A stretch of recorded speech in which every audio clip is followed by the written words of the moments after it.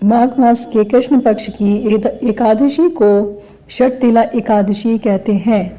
इस दिन भगवान विष्णु की पूजा की जाती है।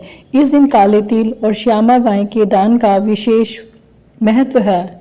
शरीर पर काले तिल के तेल की मालिश, तिल जल से स्नान, तिल जल पान और तिलों के पकवान की इस दिन विशेष महत्व है। विधि पूर्वक यह व्रत करने वाले को रोगों से मुक्ति मिलती है और सुखों में वृद्धि होती है। नमस्कार, रमा भक्ति चैनल में आपका स्वागत है। आज मैं आपको षटतिला एकादशी की कथा सुनाने जा रही हूँ। इससे पहले आप मेरे रमा भक्ति चैनल को लाइक करें, सब्सक्राइब करें और शेयर करें। एक समय दालंभ ऋषि ने पुलस्त्य ऋषि से पूछा, हे मुनीश्वर, मनुष्य मृत्युलोक में ब्रह्म हत्या आदि महान पाप करते हैं और दूसरे के धन की चोरी, दूसरे की उन्नति देखकर ईर्ष्या आदि करते हैं, परंतु फिर भी उनको नरक प्राप्त नहीं होता, तो इसका क्या कारण है? वह न जाने कौन सा अल्प दान या अल्प परिश्रम करते हैं जिनसे उनके पाप नष्ट हो जाते हैं। यह सब आप कृपा पूर्वक कहिए। इस प्रकार पुलस्त्य महात्मा बोले, मुनि, आपने मुझसे अत्यंत गंभीर प्रश्न पूछा है। इससे सारी संसारी जनों को बहुत लाभ होगा। इसको इंद्र आदि देव भी नहीं जानते, परंतु मैं आपको यह गुप्त भेद अवश्य ही बताता हूँ। माघ मास के आने पर मनुष्य को स्नान आदि से शुद्ध रहना चाहिए और इंद्रियों को बस में करके काम, क्रोध, लोभ, मोह, ईर्ष्या, अभिमान आदि का स्मरण नहीं करना चाहिए।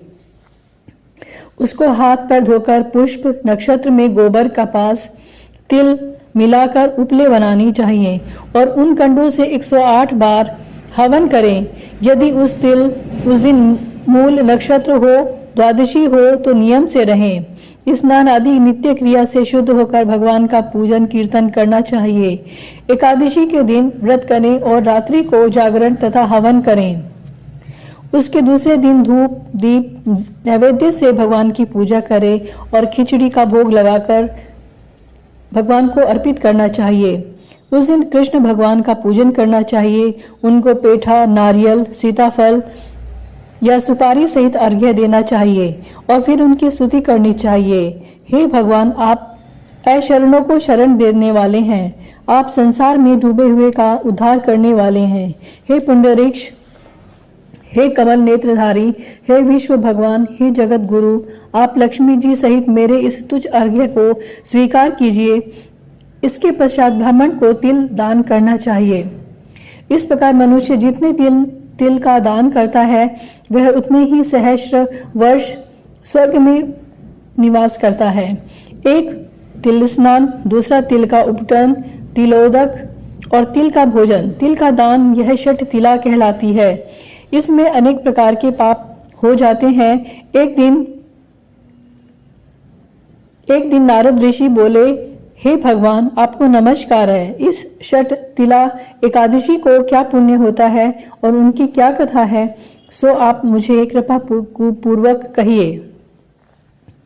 श्री कृष्ण भगवान बोले, हे नारद, मैं तुमसे आंखों देखी सत्य घटना कहता हूँ, ध्यान पूर्वक सुनो। प्राचीन समय में मृत्युलोक में एक ब्राह्मणी रहती थी। वह सदैव व्रत किया करती थी। एक समय वह 1 माह तक व्रत करती रही और उसका शरीर अत्यंत दुर्बल हो गया। वह अत्यंत बुद्धिमती थी, परंतु फिर भी उसने कभी भी देवताओं तथा व्रतों से अपना मन अस्थिर नहीं किया।